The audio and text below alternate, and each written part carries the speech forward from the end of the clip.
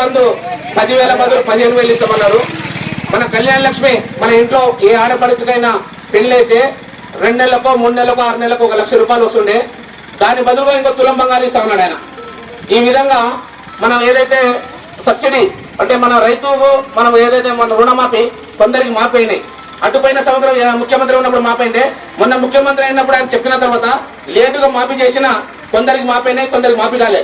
ఎందుకు కాలేదంటే ఎలక్షన్ల ముందు కాంగ్రెస్ వాళ్ళు ఏం చేసినంటే టీఆర్ఎస్ రుణమాఫీ చేస్తే అన్ని మళ్ళీ టీఆర్ఎస్ పార్టీ ఓటు పెడతాయని చెప్పి రేవంత్ రెడ్డి గారు కంప్లైంట్ ఇచ్చిన తర్వాత ఇచ్చుకుంటా కొంతమందికి రాలే. అయితే రేవంత్ రెడ్డి ఏమన్నా అంటే వచ్చేదే నేను వచ్చిన తర్వాత మీరు ఎవరైతే రుణమాఫీ అయిన వాళ్ళు ఉన్నారో ఎంబడే బ్యాంకు పోయి మళ్ళీ మీరు లోన్ తీసుకోండి, మళ్ళీ వచ్చిన ఎంబడే December 9 తారీఖు నాడు నేను 2 లక్షలు మాఫీ చేస్తా ఉన్నాను. పొరపాటు వల్ల మన అభివృద్ధి ఆగిపోయింది, పల్లెల్లో పంటలు ఎండిపోతున్నాయి, రైతు బీమా ఆగిపోయింది, రైతు పంట ఆగిపోయింది, ధాన్యం కొనుగోలు లేదు, ఆడోళ్ళకి ఇస్తాను 2,500 లేవు, ఆసరా పింఛన్లు లేవు, గ్యాస్ సిలిండర్ లేవు, యువతకి ఇస్తాను స్కూటీలు లేవు. రేవంత్ రెడ్డి అనే వ్యక్తి 420 మోసపూరిత హామీలు ఇచ్చి ఇవాళ మనందరినీ కూడా మభ్యపెట్టడం జరిగింది. ఈ గ్రామానికి ప్రచార నిమిత్తం వచ్చిన సందర్భంగా ఇంత పెద్ద ఎత్తున ఘనస్వాగతం పడిన సోదరిమణులందరికీ కూడా ధన్యవాదాలు చేస్తూ ఇక్కడ ఉన్నటువంటి రవి గారికి, అదేవిధంగా రాజు గారికి, ఇక్కడ ఉన్న తులసమ్మ గారికి అందరికీ కూడా ప్రత్యేక ధన్యవాదాలు తెలియజేస్తూ ఇవాళ మీరు ఒక్కటి ఆలోచన చేసుకోవాల్సిన అవసరం ఉంది.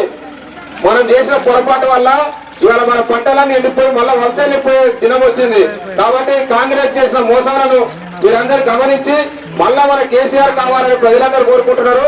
ఈ పార్లమెంట్ ఎన్నికల లోపల మన కేసీఆర్ దీవించి పంపినటువంటి ఆర్ఎస్ ప్రవీణ్ కుమార్ గారు ఒక పోలీస్ అధికారి, ఆయనకు నెలకు 3 లక్షల జీతం, ఆయన భార్య కలెక్టరు, ఇవన్నీ వదులుకొని మన ప్రాంత ప్రజల సమస్యల కోసం ఇవాళ మన ప్రాంత ప్రజలు పడుతున్న కోసలు అరికోసలు చూసి రైతులు మహిళలు పడుతున్నటువంటి బాధలను ఢిల్లీలో పార్లమెంట్ లో ప్రస్తావించాలని మనం ముందుకు వస్తాడు. కాబట్టి మీరందరూ కూడా ప్రవీణ్ కుమార్ గారిని దీవించి నిరంజన్ రెడ్డి గారి అభివృద్ధి మళ్ళీ కొనసాగాలంటే నిరంజన్ రెడ్డి గారికి ఒక తోడు కావాలి. కాబట్టి నిరంజన్ రెడ్డి గారి పట్ల మనము తప్పు చేసినాము, ఆ తప్పు సరిదిద్దుకొని ఇప్పుడు ప్రవీణ్ కుమార్ గారికి కారు గుర్తుకు ఓటేసి గెలిపించాలని ఈ సందర్భంగా మనవి చేస్తూ ఇప్పుడు మన ఎంపీపీ గారు కృష్ణనాయక్ గారిని మిమ్మల్ని అందరూ ఉద్దేశించి మాట్లాడవలసిందిగా కోరుతా ఉన్నాం.